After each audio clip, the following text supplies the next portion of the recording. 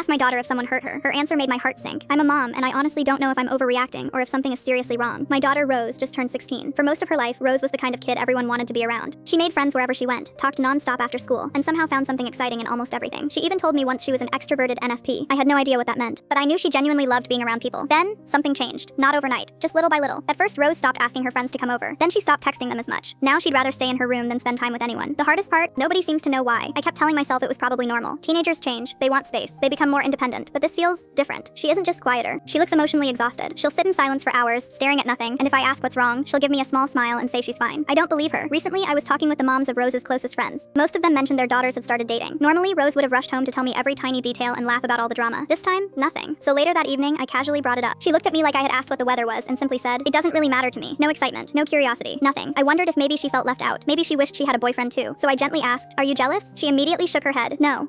Then I tried again. "Did one of your friends do something to upset you?" She stayed quiet for a long moment. Long enough that I thought she wasn't going to answer. Then she looked down at the floor and quietly said something I haven't been able to stop thinking about. "I think the problem is me, not them." That sentence completely broke me, because what does a mother even say to that? Since then, I've started noticing things I somehow missed before. Rose calls almost everything annoying. She avoids conversations. She'll disappear into her room for hours. Sometimes I hear her talking softly at night. At first I thought she was on the phone. Then I realized she was praying. Every single night, asking God for recovery. Recovery. From what? She won't tell me. I've asked more than once. She always changes the subject. I keep wondering if I missed the signs. Was Rose asking for help without me realizing it? Did I get too busy? Was there a moment she needed me and I didn't notice? Those thoughts don't leave you once they start. The truth is, she's still polite. She still hugs me. She still says she loves me. That's what makes this even harder. She hasn't pushed me away. She's just slowly disappearing behind a wall I can't seem to reach. As her mom, that feeling is terrifying. I don't need Rose to tell me everything. I don't need her to be happy every second. I just want her to know she never has to carry whatever she's carrying all by herself. Because if she's fighting a battle in her own mind, I don't want her fighting it alone. Maybe this really is just part of growing up. Maybe she's discovering who she is. Or maybe she's hurting far more than she's willing to admit. I honestly don't know anymore. I just know I miss hearing Rose laugh the way she used to. And every night, when I hear her whisper another prayer for recovery, I find myself asking the exact same question. What happened to my little girl Rose? And how do I help her find her way back? What would you do if your own child said, "I think the problem is me"?